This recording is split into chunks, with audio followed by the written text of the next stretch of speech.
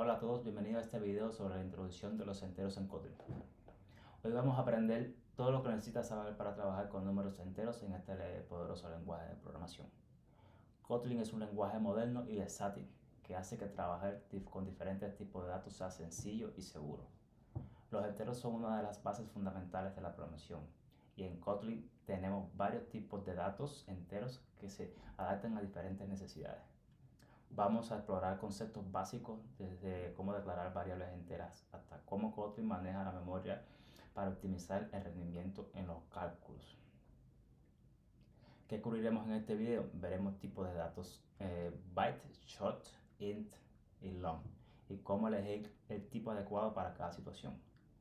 Aprenderemos a declarar variables enteras con var y val y cómo Kotlin maneja la inmutabilidad. Abordaremos sobre las operaciones básicas. Sumaremos, restaremos, multiplicaremos y dividiremos números enteros.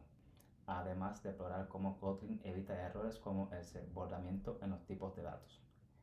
Trataremos la conversión de tipos. Kotlin es estricto con los tipos de datos, por lo que aprenderemos cómo convertir entre tipos para realizar operaciones correctamente. Haremos algunos ejercicios sencillos para ver cómo se utilizan los tipos enteros en Kotlin en proyectos reales. Si estás empezando Kotlin o quieres consolidar tu fundamento, este video para ti. Al final tendrás una comprensión clara de cómo funcionan los enteros y podrás manejarlo de forma efectiva en tu proyecto. Entonces veremos cómo podemos utilizar los enteros en Kotlin en nuestro código.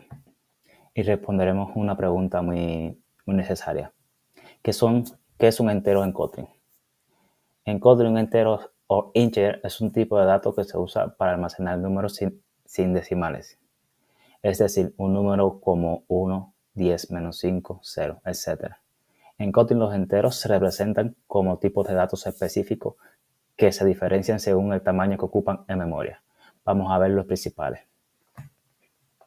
Kotlin tiene varios tipos de enteros que puedes usar dependiendo de la necesidad de tu código. Estos son los más comunes. Voy a pegar este ejemplo aquí en nuestro código y vamos a explicar cada uno de ellos. Tenemos el tipo de datos enteros byte que ocupa 8 bytes en memoria y tiene un rango de menos 128 a 127. Y aquí tenemos ese ejemplo. Tenemos el tipo de datos short que almacena 16 bits en memoria y tiene un rango de menos 32.768 a 32.767. Tenemos el tipo de dato int que almacena 32 bits en memoria, es el más utilizado, el más común, y va de un rango de menos 2.147 millones a 2.147 millones. Y tenemos el tipo de enteros long, este es el más grande de todo, usa 62 bits en memoria y va de un rango de menos 9 quintillion a 9 quintillion. Aquí tenemos que es algo muy importante que tenemos que tener en cuenta. Dependiendo de la necesidad de nuestro código, lo ideal sería que seamos inteligentes a la hora de elegir el tipo de entero que vamos a utilizar. Por ejemplo, tenemos de 8 bits, que es el byte, tenemos el de 16, que es el short, tenemos el 32 y el 64. Antes, cuando la programación comenzó, al principio de la computadora, que teníamos muy poco acceso a la memoria, era importante que fuéramos bien eficientes a la hora de escribir nuestro código para desperdiciar la menor cantidad de memoria posible. Por eso se crearon diferentes tipos de enteros.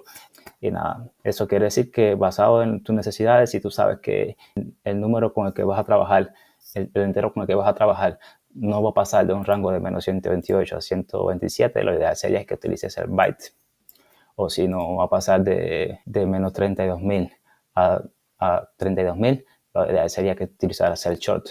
Esto no es un must realmente, dependiendo del tipo de proyecto en que estés trabajando, porque ahora tenemos mucho más acceso a la memoria y no podemos darle el lujo de desperdiciar un poco más. Pero bueno, es siempre buena práctica utilizar el tipo de entero que nuestro código realmente requiera.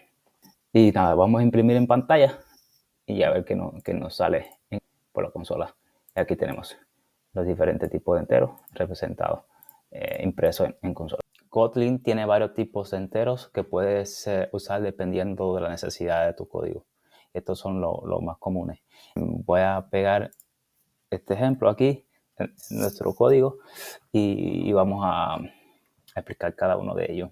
Tenemos el tipo de datos enteros byte que ocupa 8 bytes en memoria y tiene un rango de menos 128 a 127. Y aquí tenemos ese ejemplo. Tenemos el tipo de datos short que almacena 16 bits en memoria y tiene un rango de menos 32.768 a 32.767. Tenemos el tipo de dato int que almacena 32 bits en memoria. Es el más utilizado, el más común, y va de un rango de menos 2.147 millones a 2.147 millones. Y tenemos el tipo de enteros long, este es el más grande de todo, usa 62 bits en memoria y va de un rango de menos 9 quintillion a 9 quintillion. Aquí tenemos que, es algo muy importante que tenemos que tener en cuenta. Dependiendo de la necesidad de nuestro código, lo ideal sería que seamos inteligentes a la hora de elegir el tipo de entero que vamos a utilizar. Por ejemplo, tenemos de 8 bits, que es el byte, tenemos el de 16, que es el short, tenemos el 32 y el 64. Antes, cuando la programación comenzó, o al principio de la computadora, que teníamos muy poco acceso a la memoria, era importante que fuéramos bien eficientes a la hora de escribir nuestro código para desperdiciar la menor cantidad de memoria posible. Por eso se crearon diferentes tipos de enteros. Y nada, eso quiere decir que basado en tus necesidades, si tú sabes que el número con el que vas a trabajar, el entero con el que vas a trabajar, no va a pasar de un rango de menos 128 a 127, lo ideal sería que utilices el byte. O si no, va a pasar de menos 32.000 a 32.000, lo ideal sería que utilizaras el short. Esto no es un must realmente, dependiendo del tipo de proyecto en que estés trabajando, porque ahora tenemos mucho más acceso a la memoria y no podemos darle el lujo de desperdiciar un poco más. Pero bueno, es siempre buena práctica utilizar el tipo de entero que nuestro código realmente requiera. Y nada, vamos a imprimir en pantalla y a ver qué nos sale por la consola. Y aquí tenemos los diferentes tipos de enteros representados, impresos en consola.